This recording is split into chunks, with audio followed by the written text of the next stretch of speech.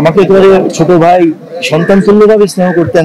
আনোয়ার হোসেন, শওকত আকবর, প্রবীর দা, এই তিনজনের সাথে আমার একেবারে অন্তরের অন্তঃস্থল থেকে সম্পর্ক ছিল। থাকতেই হবে দাদা, দাদা না থাকলে আমার মনে হতো যে আমার কিছু অপূর্ণ থাকতো। কারণ আমাদের দূরত্বটা বেড়ে গিয়েছিল। দাদা কথা বলতে পারতো না, দাদা শুনতো না, দাদা হুইল চেয়ারে চলতো। অনেক দিনের সম্পর্ক, সেই সম্পর্ক তো মনে হয় যে আজকে ছিন্ন হয়ে গেল। আর দাদা কখনো বলবে না কেমন আছেন ঢালায়, ঢাকা ভাষায় কথা বলতে পছন্দ করছেন, যেহেতু কাঠিবাজার ঝুলুন বাড়িতে ছিলেন, সেই বিরাট মিত্র বাড়ি, মিত্র ভবন।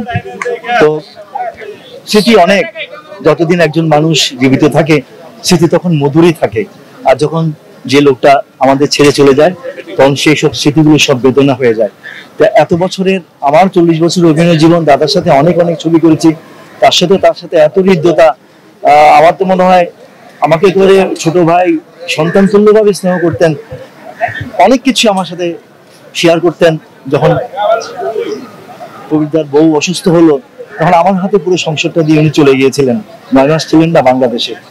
আমি যতটুকু পেরেছি, এই তার মিথুন, আকাশ, নিপুণ, মেয়ে মণি, আমার যতটুকু সম্ভব হয়েছে আমার কাজের মাঝে সবকিছু বাজার থেকে করা, তাদের স্কুলে নেওয়া, কলেজে দেওয়া, ওই সময়টা আমি করেছি।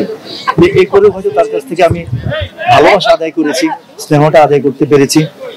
আর আসলে আমাদের যারা সিনিয়র ছিল তারা তো আমাদেরকে শিখিয়েছে কিভাবে আলাপ, ভালোবাসা, কিভাবে সম্মান আদায় করতে হয়, আমাদের কাছ থেকে শেখা। আনোয়ার হোসেন, শওকত আকবর, প্রবীর দা, এই তিনজনের সাথে আমার একেবারে অন্তরের অন্তঃস্থল থেকে সম্পর্ক ছিল। তাদের কোনো কিছুতেই হলে, তাদের একটু জ্বর হলে পর্যন্ত আমাকে ফোনটা দিত, কি ওষুধ খাবো, কোন ডাক্তার দেখাবো। এই যে এটুকু অর্জন করেছিলাম বিধায় তাদের সাথে আমার সম্পর্কটা ছিল। আর শেষ পর্যন্ত আমার একটা নাটকের দল ছিল, যে নাটকগুলিতে আমি সারা বাংলাদেশ ঘুরতাম। দাদা সেই দলগুলিতে আমার একেবারে অপরিহার্য ছিল। থাকতেই হবে দাদা, দাদা না থাকলে আমার মনে হতো যে আমার কিছু অপূর্ণ থাকতো। কারণ উনিও তো মঞ্চ থেকেই আমাদের চলচ্চিত্রে এসেছিলেন, আমিও যেমন এসেছিলাম। তো দাদা আমাদের ছেড়ে চলে গেছেন।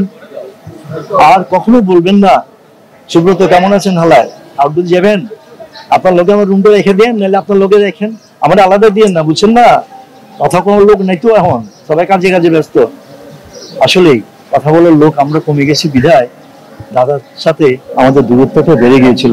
দাদা কথা বলতে পারতো না, দাদা শুনতো না, দাদা হুইল চেয়ারে চলতো। কে যাবে, আমরা অনেক না, দাদা গেলে তো দাদাকে কথা বলে দাদা উত্তর দিতে পারবে না, কথা শুনবে না। এই যে দূরত্বটা সৃষ্টি হয়ে গেল, সেই দূরত্বটা আজকে একেবারে ছিন্ন হয়ে গেল। আর দূরত্বটা কখনোই আমরা কমিয়ে আনতে পারবো না। ব্যবধানটা অনেক অনেক হয়ে গেছে। দাদা পাড়ি দিয়েছেন, যেখানে চিৎকার করলেও দাদা শুনবে না, কানের কাছে কথা বললেও আর উত্তর দিতে পারবে না। দাদা আপনি ভালো থাকবেন যেখানে থাকেন, আমাদের আমাদের অন্তরে আপনি থাকবেন, আমরা যতদিন বেঁচে থাকবো। আজকে এই মুহূর্তে এটুকুই আপনার জন্য কামনা করতে পারি।